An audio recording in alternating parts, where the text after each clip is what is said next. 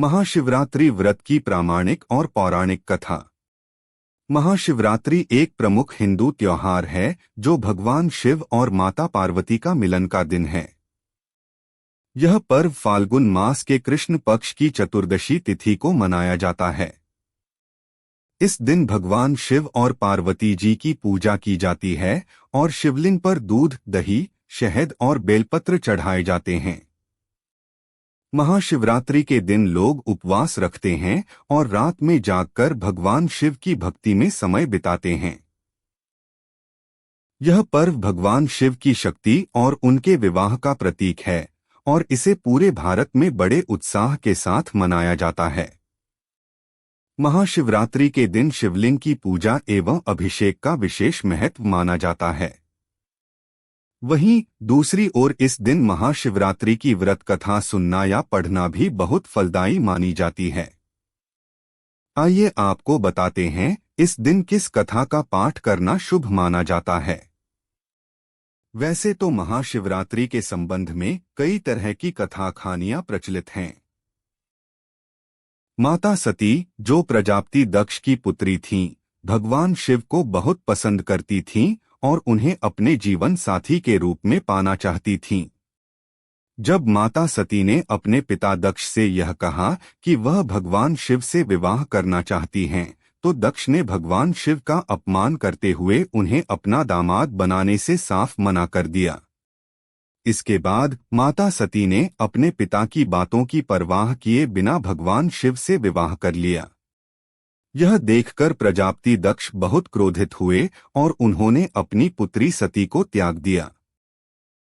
फिर एक दिन प्रजापति दक्ष ने एक बड़ा यज्ञ आयोजित किया, लेकिन उन्होंने उस यज्ञ में न तो भगवान शिव और न ही माता सती को आमंत्रित किया। माता सती ने भगवान शिव से जिद की और बिना उनकी अनुमति के यज्ञ में पहुंच गईं। वहां प्रजापति दक्ष ने भगवान शिव के बारे में अपशब्द कहे और उनका अपमान किया। अपने पति के खिलाफ ऐसे शब्द सुनकर माता सती बहुत क्रोधित हुईं और उन्होंने अपने शरीर का त्याग कर दिया। इस दुखद घटना के बाद माता सती अगले जन्म में हिमालय राज की पुत्री के रूप में पार्वती के नाम से जन्मी।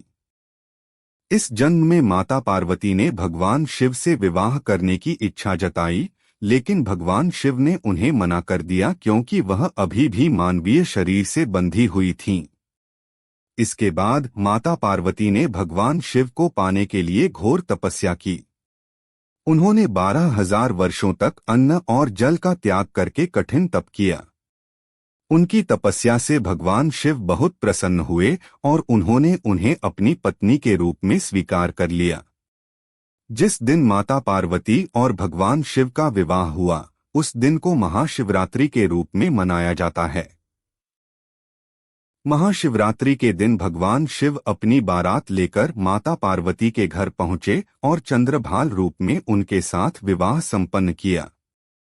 इस दिन की व्रत कथा सुनने से विवाह में आने वाली सभी बाधाएं दूर होती हैं और जीवन में सुख और समृद्धि आती है। एक बार पार्वती ने भगवान शिवशंकर से पूछा, ऐसा कौन सा श्रेष्ठ तथा सरल व्रत पूजन है जिससे मृत्यु लोक के प्राणी आपकी कृपा सहज ही प्राप्त कर लेते हैं? उत्तर में शिवजी ने पार्वती को शिवरात्रि के व्रत का विधान बताकर यह कथा सुनाई। पूर्व काल में चित्रभानु नामक एक शिकारी था। जानवरों की हत्या करके वह अपने परिवार को पालता था। वह एक साहूकार का कर्जदार था, लेकिन उसका ऋण समय पर न चुका सका। क्रोधित साहूकार ने शिकारी को शिवमठ में बंदी बना लिया। संयोग से उस दिन शिवरात्रि थी। शिकारी ध्यानमग्न होकर शिव संबंधी धार्मिक बातें सुनता रहा। चतुर्दशी को उसने शिवरात्रि व्रत की कथा भी सुनी। शाम होते ही साहूकार ने उसे अपने पास बुलाया और ऋण चुकाने के विषय में बात की। शिकारी अगले दिन सारा ऋण लौटा देने का वचन देकर बंधन से छूट गया। अपनी दिनचर्या की भांति वह जंगल में शिकार के लिए निकला, लेकिन दिन भर बंदी गृह में रहने के कारण भूख प्यास से व्याकुल था। शिकार खोजता हुआ वह बहुत दूर निकल गया। जब अंधकार हो गया तो उसने विचार किया कि रात जंगल में ही बितानी पड़ेगी। वह वन एक तालाब के किनारे एक बेल के पेड़ पर चढ़कर रात बीतने का इंतजार करने लगा। बिल्व वृक्ष के नीचे शिवलिंग था जो बिल्वपत्रों से ढका हुआ था। शिकारी को उसका पता न चला। पड़ाव बनाते समय उसने जो टहनियां तोड़ी वे संयोग से शिवलिंग पर गिरती चली गई। इस प्रकार दिन भर भूखे प्यासे शिकारी का व्रत भी हो गया और शिवलिंग पर बिल्वपत्र भी चढ़ गए। एक पहर रात्रि बीत जाने पर एक गर्भिणी हिरनी तालाब पर पानी पीने पहुंची। शिकारी ने धनुष पर तीर चढ़ाकर ज्यों ही प्रत्यंचा खींची, हिरनी बोली, मैं गर्भिणी हूं, शीघ्र ही प्रसव करूंगी। तुम एक साथ दो जीवों की हत्या करोगे, जो ठीक नहीं है। मैं बच्चे को जन्म देकर शीघ्र ही तुम्हारे समक्ष प्रस्तुत हो जाऊंगी, तब मार लेना। शिकारी ने प्रत्यंचा ढीली कर दी और हिरनी जंगली झाड़ियों में लुप्त हो गई। प्रत्यंचा चढ़ाने तथा ढीली करने के वक्त कुछ बिल्व पत्र अनायास ही टूटकर शिवलिंग पर गिर गए। इस प्रकार उससे अनजाने में ही प्रथम प्रहर का पूजन भी संपन्न हो गया। कुछ ही देर बाद एक और हिरनी उधर से निकली। शिकारी की प्रसन्नता का ठिकाना न रहा। समीप आने पर उसने धनुष पर बाण चढ़ाया।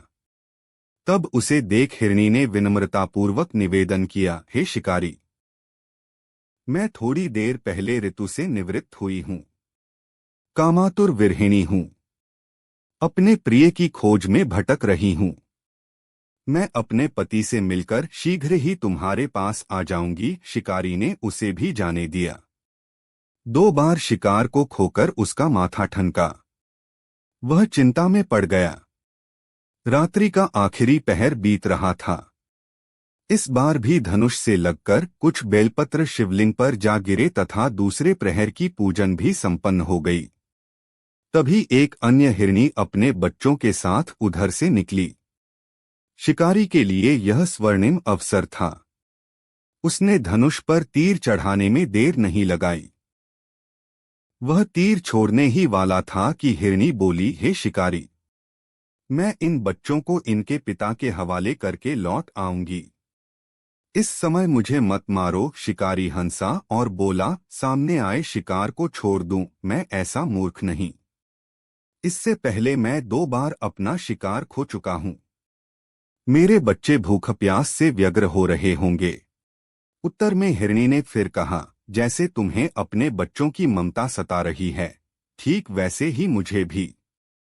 हे शिकारी, मेरा विश्वास करो, मैं इन्हें इनके पिता के पास छोड़कर तुरंत लौटने की प्रतिज्ञा करती हूं। हिरनी का दुख भरा स्वर सुनकर शिकारी को उस पर दया आ गई। उसने उस मृगी को भी जाने दिया। शिकार के अभाव में तथा भूख प्यास से व्याकुल शिकारी अनजाने में ही बेलवृक्ष पर बैठा बेलपत्र तोड़ तोड़कर नीचे फेंकता जा रहा था। पौ फटने को हुई तो एक हष्टपुष्ट मृग उसी रास्ते पर आया। शिकारी ने सोच लिया कि इसका शिकार वह अवश्य करेगा। शिकारी की तनी प्रत्यंचा देखकर मृग विनीत स्वर में बोला, हे शिकारी, यदि तुमने मुझसे पूर्व आने वाली 3 मृगियों तथा छोटे छोटे बच्चों को मार डाला है तो मुझे भी मारने में विलंब न करो, ताकि मुझे उनके वियोग में एक क्षण भी दुख न सहना पड़े। मैं उन हिरनियों का पति हूं। यदि तुमने उन्हें जीवनदान दिया है तो मुझे भी कुछ क्षण का जीवन देने की कृपा करो। मैं उनसे मिलकर तुम्हारे समक्ष उपस्थित हो जाऊंगा। मृग की बात सुनते ही शिकारी के सामने पूरी रात का घटनाचक्र घूम गया। उसने सारी कथा मृग को सुना दी। तब मृग ने कहा, मेरी तीनों पत्नियां जिस प्रकार प्रतिज्ञाबद्ध होकर गई हैं, मेरी मृत्यु से अपने धर्म का पालन नहीं कर पाएंगी। आठ जैसे तुमने उन्हें विश्वासपात्र मानकर छोड़ा है, वैसे ही मुझे भी जाने दो। मैं उन सब के साथ तुम्हारे सामने शीघ्र ही उपस्थित होता हूं। शिकारी ने उसे भी जाने दिया। इस प्रकार प्रात हो आई। उपवास, रात्रि जागरण तथा शिवलिंग पर बेलपत्र चढ़ने से अनजाने में ही पर शिवरात्रि की पूजा पूर्ण हो गई। पर अनजाने में ही की हुई पूजन का परिणाम उसे तत्काल मिला। शिकारी का हिंसक हृदय निर्मल हो गया। उसमें भगवत शक्ति का वास हो गया। थोड़ी ही देर बाद वह मृग सपरिवार शिकारी के समक्ष उपस्थित हो गया ताकि वह उनका शिकार कर सके, किंतु जंगली पशुओं की ऐसी सत्यता, सात्विकता एवं सामूहिक प्रेम भावना देखकर शिकारी को बड़ी ग्लानि हुई। उसने मृग परिवार को जीवनदान दे दिया। अनजाने में शिवरात्रि के व्रत का पालन करने पर भी शिकारी को मोक्ष की प्राप्ति हुई। जब मृत्यु काल में यमदूत उसके जीव को ले जाने आए तो शिवगणों ने उन्हें वापस भेज दिया तथा शिकारी को शिवलोक ले गए।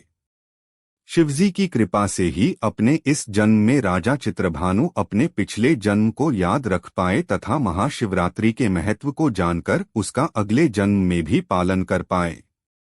शिव कथा का यह है संदेश। शिकारी की कथानुसार महादेव तो अनजाने में किए गए व्रत का भी फल दे देते हैं, पर वास्तव में महादेव शिकारी की दया भाव से प्रसन्न हुए। अपने परिवार के कष्ट का ध्यान होते हुए भी शिकारी ने मृग परिवार को जाने दिया। यह करुणा ही वस्तुत उस शिकारी को उन पंडित एवं पुजारियों से उत्कृष्ट बना देती है जो कि सिर्फ रात्रि जागरण, उपवास एवं दूध, दही, बेलपत्र आदि द्वारा शिव को प्रसन्न कर लेना चाहते हैं। इस कथा में सबसे महत्वपूर्ण बात यह है कि इस कथा में अनजाने में हुए पूजन पर विशेष बल दिया गया है। इसका अर्थ यह नहीं है कि शिव किसी भी प्रकार से किए गए पूजन को स्वीकार कर लेते हैं अथवा भोलेनाथ जाने या अनजाने में हुए पूजन में भेद नहीं कर सकते हैं। वास्तव में वह शिकारी शिव पूजन नहीं कर रहा था।